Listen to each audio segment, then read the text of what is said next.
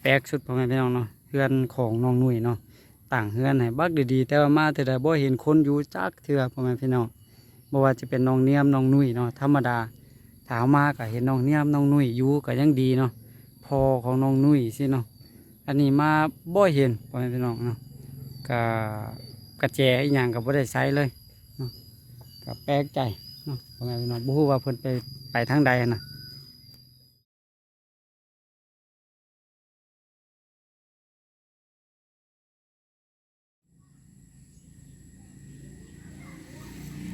สบายดีพ่อแม่พี่น้องยินดีต้อนรับทุกท่านเนาะบ่ว่าจะอยู่ในประเทศต่างประเทศเนาะบาวลีก็ขอต้อนรับเข้าสู่ช่องของบาวลีอีกคือเก่าคือเดิมพ่อแม่พี่น้องมาพบพ่อกันในมื้อนี้เนาะบาวลีได้เดินทางมาที่บ้านแก่นคำพ่อแม่พี่น้องเนาะความจริงเฮามานี่หลายเทื่อเนาะเทื่อนี้เป็นเทื่อที่สามแล้วพ่อแม่พี่น้องพอดีมีทางผู้ใหญ่ใจบุญเพิ่นส่งเงินมาให้ซื้อเป็นข้าวเป็นอาหารเนาะมาให้กับน้องนุ่ยนะแต่ว่าบาลีเข้ามาสองเทื่อแล้วบ่เห็นเพิ่นอยู่เนาะกับบ่ฮู้ว่าไปทางใดมีแต่ฝากความไว้นำคนข้างเฮือนเนาะเพราะว่าช่วงนี้ก็เป็นยามเวียกยามนาเด้แม่น้องนุ่ยน่าจะไปรับจ้างปลูกไร่ดำนาเนาะก็เลยว่าเฮ็ดให้เฮามาแล้วก็บ่เห็นเพิ่นนะเนาะก็บ่เป็นหยังมันก็อยู่ใกล้ๆเฮาเนาะห่างกันประมาณ4 กิโลเนาะ มามื้อนี้ไปเห็นมื้อหน้าเฮาก็มาตื่มเนาะ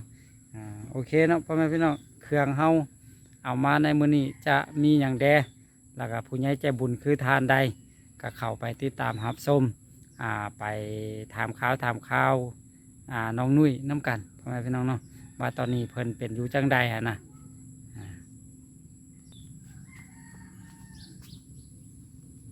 เนาะอันนี้ก็คือเส้นทางที่เฮามาพ่อแม่พี่น้อง เข้ามาเฮือนของน้องนุ่ย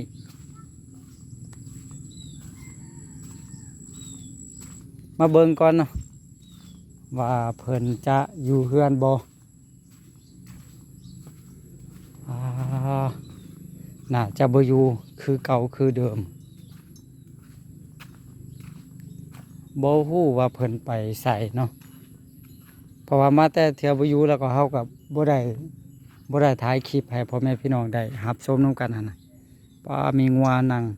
นอนท่าอยู่หน้าประตูเฮือนได้เนาะ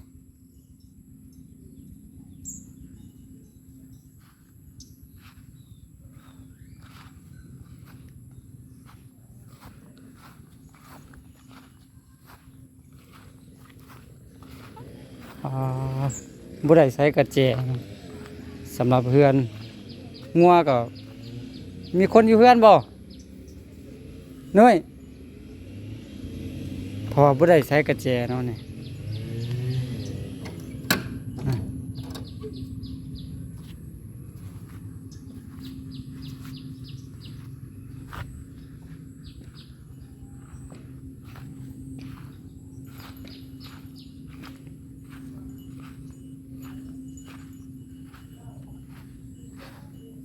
เพื่อนนี่อยู่บ่มีคนอยู่บ่นะ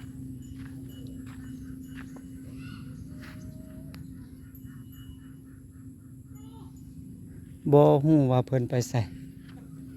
อันนี้บ่อยู่อ่ะบ่ฮู้อ่ะ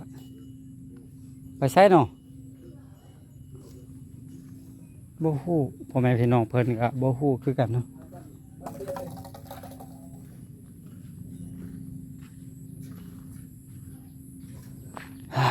เถอะ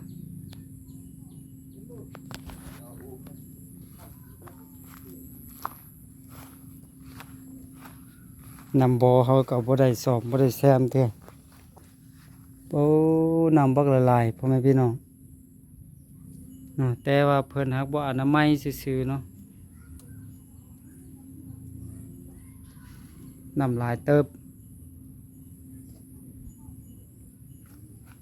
อนามัยดีๆแล้วก็ใส่ได้นำบ่อนี่นี่เพราะว่าเขาขุดลงไปลึก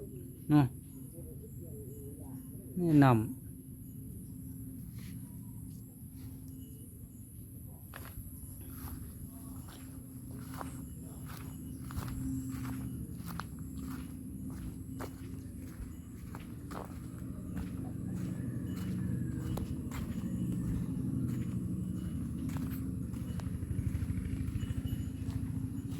เราอยู่นี่ก็อยู่อะ เที่ยอยู่สบายเย็นเนาะ เพื่อนเจ้าอยู่ไสอยู่ลุงบ่นี่เขานี่บ่อยู่อะพ่อไปใส่ว่าตอนแรกเขาก็มาติเนี่ยเขามาแล้วบอกเขาเจ้าอยู่ฐานนะมื้อแรกสิเข้ามาหานะขอบใจอะไร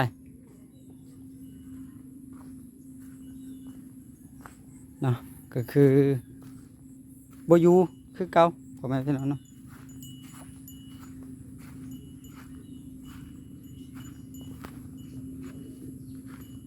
อันนี้เป็นหมู่บ้านเนาะพ่อแม่พี่น้องนี่ก็ยังเป็นเฮือนไม้อยู่หลายเติบเนาะเฮือนเป็นเฮือนฝาไม้เหี่ยแบบนี้เนาะนี่มีงัวมีควายเนาะมัดออมแอมตามเฮือนน้องนุ่ยมีงัวเฝ้าตัวหนึ่งพ่อแม่พี่น้องเนาะก็น้องนุ่ยน้องเนียมน่ะจะไปเลินตามภาษาเด็กน้อยพ่อแม่พี่น้องเนาะพ่อแม่บ่อยู่กะพอแท้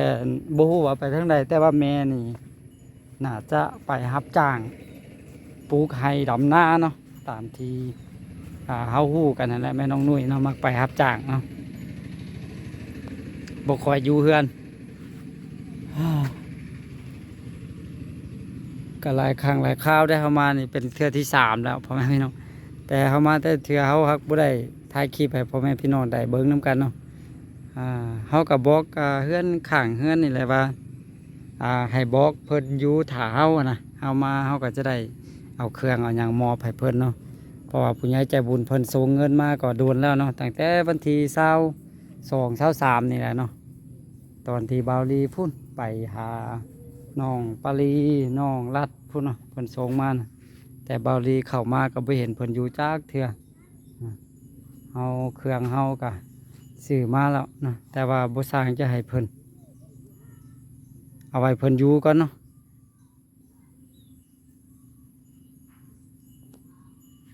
นุ้ยบ่อยู่อ่ะไปใช่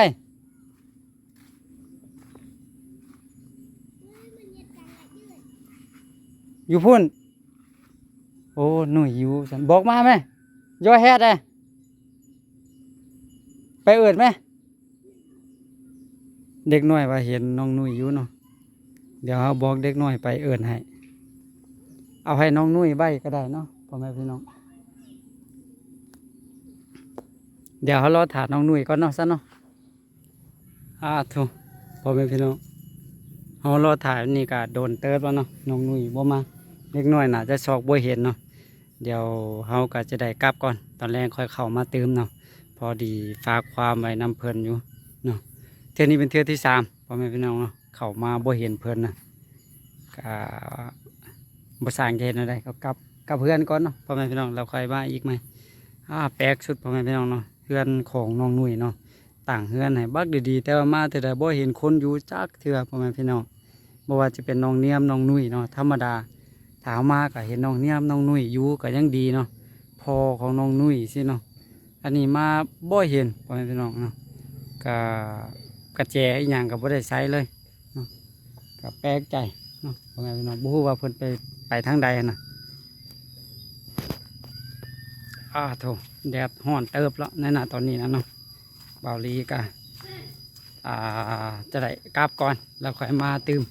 ข้างต่อไปเนาะตอนแรกแม่น้องนุ่ยน่าจะลูกเวียกมากเนาะเขาจึงเข้ามาตื่มเพราะว่ามันบ่มีคนอยู่นะเขาก็บ่สร้างจะมอบให้เนาะพ่อแม่พี่น้องนี่แหละหอมเฮือนหอมเข่าเฮือนของน้องนุ่ยเนาะกลับมาหอดเป็นเทื่อที่3แต่บ่มีคนอยู่เนาะพอดีเฮาก็ยานผู้ใหญ่ใจบุญเพิ่นรอถ่าเนาะเพิ่นได้ส่งเงินมาโดนแล้วนะแต่ว่าบ่เห็นเอามาให้จักเทื่อความจริงเฮามาหลายเทื่อแล้วแต่ว่าเพิ่นบ่อยู่เนาะก็เลยว่าผู้สร้างจะให้เราค่อยมาไหมพ่อแม่พี่น้องสำหรับคลิปนี้บาวลีก็ขอตัวกลับก่อนเนาะแล้วพบกันไหมในคลิปต่อไปส่วนว่าจะเป็นคลิปใดก็อย่าลืมให้กำลังใจกันคือเก่าคือเดิมสำหรับคลิปนี้ขอตัวลาไปก่อนเด้อแล้วพบกันไหมเนาะสบายดี